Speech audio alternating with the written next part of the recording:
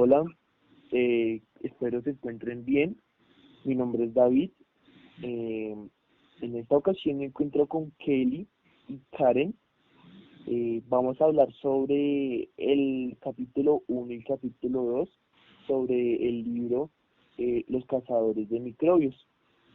Vamos a partir desde una primera pregunta para abrir esta mesa de diálogo. Entonces, Karen, porfa, ¿cuál es la primera pregunta? Buenas noches. La primera pregunta con respecto al primer capítulo es, describe cómo fue que descubrió a los bichitos el señor Anthony Van. Pues con lo que yo creo que como él lo descubrió, pues inicialmente era como algo que él se preguntaba a sí mismo, que si había alguna otra vida más diminuta que nosotros. Y pues efectivamente así fue como él lo llevó. Digamos que con estas tipo lupas que son con lo que él empezó a indagar, a investigar y a darse cuenta que realmente sí existían algunos animalitos, algunos bichitos más pequeños. Entonces no sé, ustedes qué opinen con respecto a él, cómo descubrió estos bichitos. Bueno, Es muy interesante ver cómo un, un sastre, ¿no? Porque él principalmente un sastre eh, logra eh, adentrarse, incluirse en esta área, ¿no? ¿Cómo puede llegar la curiosidad a tal punto de hacer tal descubrimiento, ¿no? O sea, eh, es algo muy impresionante. teniendo en cuenta que también pues el comienzo de Lázaro era que sus padres querían que él fuera funcionario público, ¿no? Y él decidió retirarse a sus 16 años. Y durante después de esos 16 años se fue para Ámsterdam y allá trabajó como bibliotecario. Y después de cumplir cierto tiempo regresó a Delft, donde era su ciudad pues natal, y empezó abriendo un taller de telas. Y como decir telas, empezó a descubrir estos seres diminutos y empezó a crear sus propias lentillas, donde solo él era capaz de poder observar, ¿no? Sí, Claro, viendo también cómo se obsesionó por pulir estos cristales y creando más de 300 microscopios, ¿no? Y cada uno con un enfoque diferente. También lo receloso que era con sus microscopios. Es un tema que en vez de, por ejemplo, mostrarlos a la gente y explicar cómo funcionan, fue muy cerrado en esa opción de querer mostrar para sí mismo, demostrar. Personas muy importantes como la, la reina de Inglaterra visitaron a Delft, lo visitó en Delft para ver qué fue lo que él había descubierto, ¿no? Entonces también son cositas que son interesantes de saber.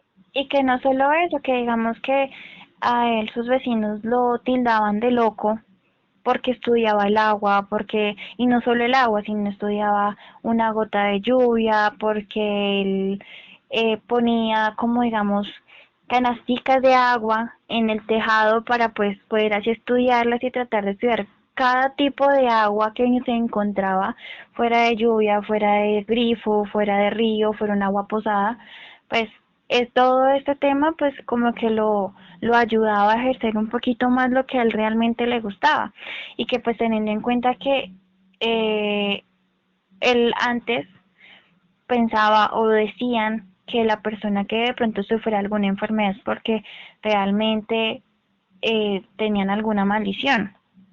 Pero pues él quería indagar y quería investigar un poquito más a fondo este tema, porque pues que hubiera una maldición, pues no era muy creyente.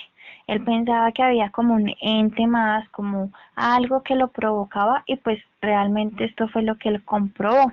Entonces, de acuerdo a esto, no sé ustedes qué piensan, porque Antonio Van tuvo alguna fascinación por querer buscar respuestas a todo este tipo de cosas. Por lo Claro, mismo que tú estás diciendo, porque en ese momento, en esa época, 2500 años atrás, la gente pensaba que si tenía paperas era porque tenía su maldición de paperas. No se había una justificación del porqué de las cosas. Antonio tuvo varios hijos y pues muchos de ellos murieron. Entonces no había un porqué de la muerte de ellos. Ahí fue donde fue su fascinación y el querer descubrir el más allá de las cosas. también recalcar que eh, para una persona que le gusta descubrir, se cuestionó mucho en el tema religioso, ¿no? Porque sobre una de sus investigaciones, bueno, entre una de esas investigaciones, cuando estaba estudiando el agua, él se cuestionaba, ¿no? Entonces cuestionaba desde el punto de vista de la Biblia cristiana de Holanda, que es de donde él eh, es de origen. Entonces él se preguntaba, ¿no? ¿Por qué Dios quiso crearlos? ¿Dios los creó? ¿Fue un error de Dios? ¿O por qué Dios los creó? O sea, sí me hago entender el hecho de que a pesar de que era una persona eh, muy allegada a lo que hoy se llama ciencia, siempre se cuestionó con con la idea religiosa. Eso es algo muy interesante, ya que, por ejemplo, lo podemos ver hoy en día, ¿no? Una persona que es totalmente apegada a la ciencia, a temas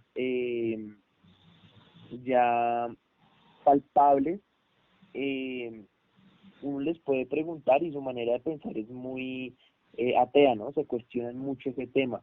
Entonces es muy chévere ver cómo desde en el siglo XVII, ver cómo alguien se podía cuestionar desde el tema religioso hacia otro tema que también es muy interesante y cómo esa mezcla lleva a tantas cosas. Sí, pues digamos que también hay que tener en cuenta en algo que él descubrió con simplemente una taza de café, que era, digamos, él se limpiaba sus dientes y se los aseaba, pero aún así se dio cuenta que aparecía algo en sus dientes y él quería saber qué era. Al estudiarlo, pues él nos decía, o bueno, él decía que habían microorganismos, que había un bichito ahí en sus dientes, pero ¿qué fue lo que pasó realmente cuando él tomó la taza de café? Claro, ver como la curiosidad de saber qué era esa sustancia blanquecina que él tenía en la boca, ¿no? Entonces, cuando él em, tomó esta muestra y la vio bajo uno de sus microscopios, encontró algo muy fascinante, un bichito saltando de lado a lado, haciendo volteretas, giros mortales, como él bien lo describía y lo mencionan en la lectura. Tiempo Y después hay algo muy curioso. Tiempo después de él haber hecho ese avistamiento, haber Estudio, por descubierto decirlo. esto, un día él se fue a caminar al bosque y en este recorrido pues se encontró con una persona ya avanzada de edad, dejada totalmente, y vio algo muy particular. En su dentadura se veía un poco diferente, ¿no? Pero no diferente de mala manera, sino se veía como limpia. Le dio curiosidad y le preguntó, eh, ¿hace cuánto no se lavaba la boca? ¿Sí? Y vaya gran sorpresa que se llevó Lewis Hawk. Nunca en mi vida me la he lavado. Obviamente esto causó una gran curiosidad y la despertó, ¿no? Entonces él se preguntaba cómo una persona que nunca se ha lavado la boca pueda tenerla de esta manera. Kelly, explícame un poco, por favor. Digamos que él tenía gran curiosidad porque él era como muy limpio con su dentadura, pero aún así él encontró unos bichitos. Y él le dio mucha curiosidad de decir, si yo me lavo bien los dientes y el que no se lava los dientes, ¿cómo tendrá? ¿Serán más grandes, serán más pequeños, tendrán diferentes formas? Aparte que todo esto le llegó también a oídos de la Real Sociedad, que en ese momento pues era un gran prestigio, ¿no? Al comienzo no le creían, pensaban que pues ahora hablaba disparates, pero después de un tiempo la Real Sociedad quería saber un poco más, entonces él siempre hacía escritos de todo lo que observaba, de todo lo que él encontraba en este gran mundo. Él siempre, hasta el día de su muerte, que fue a los 90 años, en 1723, él dejó unas cartas para enviarla a la Real Sociedad. Entonces fue un gran impacto a la ciencia. Y digamos que también, pues ya para finalizar este primer capítulo, él descubrió algo muy curioso y algo que pues no creo que muchos se imaginaban, y era que con esta taza de café, o sea, como que eliminaba o morían estos bichitos que él había encontrado en en su dentadura, porque había hecho el estudio con el sarro de sus dientes y incluso con un viejito que él se encontró en algún momento. Como lo contaba David, él lo que hizo fue tomarse una taza de café muy caliente y hizo un estudio después de tomarse la taza de café, y ahí se dio cuenta que estos bichitos estaban muertos. Y ahí fue donde él evidenció y se dio cuenta que estos bichos morían a altas temperaturas. Entonces digamos que él hizo un excelente descubrimiento con respecto a este tema de como de investigar un poco más de estos bichitos y reconocer como que realmente existía un mundo más pequeñito que nosotros. Entonces, no sé, ustedes cómo me quieran, no sé, ayudar a comentar qué trataba de hacer Lázaro, eh, pues como de demostrar, como qué era lo que él quería tratar de dar a conocer, o él qué era lo que quería hacer. Bueno, Lázaro en ese momento estaba con un poco de disputa con Ned Am, porque estaba también lo de la generación espontánea o si la vida nacía de otra vida. Entonces en ese momento, digamos que Ned Am lanzaba sus escritos y Spallanzani los cuestionaba, decía, esto no es así, él trató de hacer los experimentos acorde los hacía NetAm y descubría que las cosas que hacía NetAm pues no eran tan ciertas, de que las cosas no nacían porque sí, sino que tenían que nacer de otra vida. Sí, exacto, y de igual manera, él quería también conocer de qué manera interactuaban o funcionaban estos microbios a pesar de que tenían apariencias distintas. Entonces, digamos que a pesar de que la familia o con, bueno, como con respecto al padre, sobre todo, él no quería que su hijo estudiara matemáticas o estudiara idiomas, que eso era lo que a él realmente le gustaba, sino que ellos querían que él estudiara leyes. Por lo tanto, él se volvió un sacerdote y ejercía su sacerdotismo, pero nunca dejó de gustarle sus organismos, tampoco dejó de interactuar con ellos y tampoco dejó su tema de matemáticas o sus idiomas aparte, siempre los tuvo muy presentes. Entonces,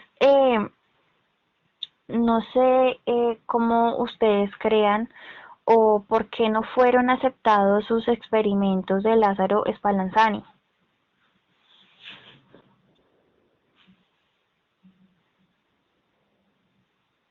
Digamos que los experimentos de Spallanzani no fueron tan aceptados porque en ese momento pues NetAm, que era su gran competidor, era miembro de la Real Sociedad.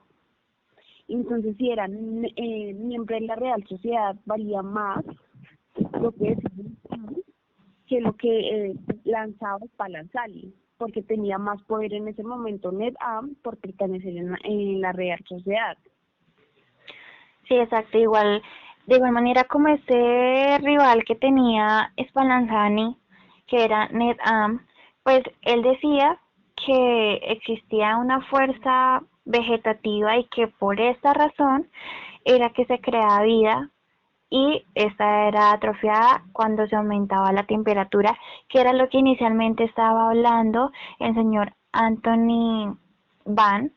Entonces, es bastante interesante, aparte de todo, que este señor Spallanzani, antes de fallecer, él pidió que por favor, cuando él falleciera, eh, sacaran su vejiga para hacer estudios de vejigas enfermas. Entonces digamos que dejó algo bueno de lo que hizo, inclusive a pesar de que sus, no sé, como sus experimentos fueran un poco mmm, sangrientos, un Más poquito interactivos. malditos, porque quitarle la cabeza a las moscas para estudiarlas y pues así mismo hacer cultivos, pues era un poquito más, no sé, un poquito más raro de experimentar, pero aún así fue muy, muy valioso.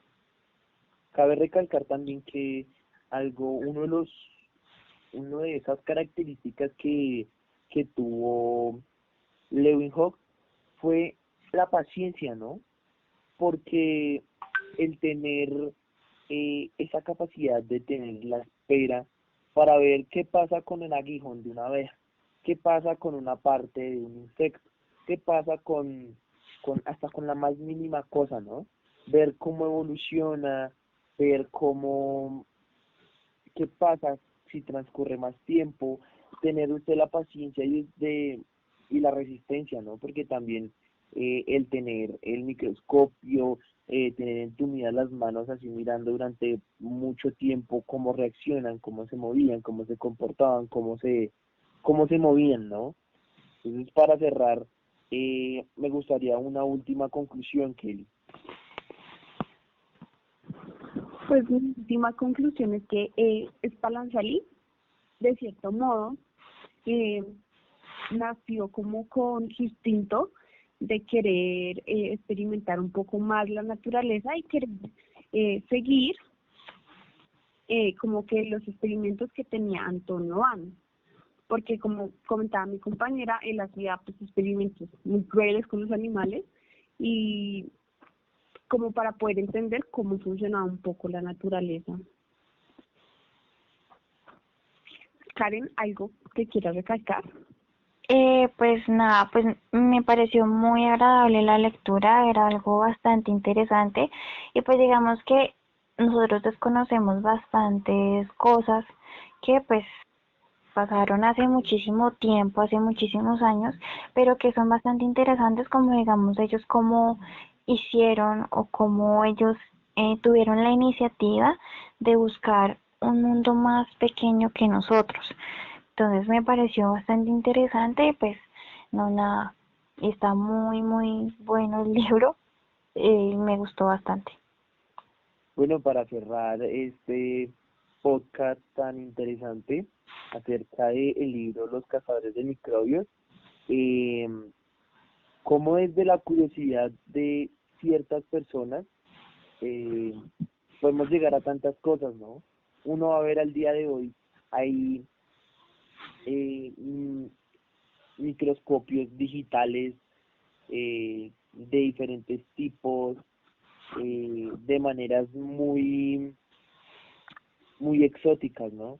Entonces, ver cómo gracias a la curiosidad de Leeuwenhoek se pudo lograr tanto al día de hoy, se pudo descubrir un mundo que no es visible pero existe, un mundo del cual eh, a pesar de todas las cosas está, y esto nos ayuda a dar más eh, lógica y razón común, ¿no? A ciertas enfermedades, a ciertas situaciones, e incluso hasta al origen de la vida, al origen de la vida, ¿no? Entonces, muchas gracias, compañera Kelly, compañera Karen. Eh, Esto sería todo por el día de hoy. Espero se encuentren bien y hasta una próxima ocasión. Gracias, chao. Ya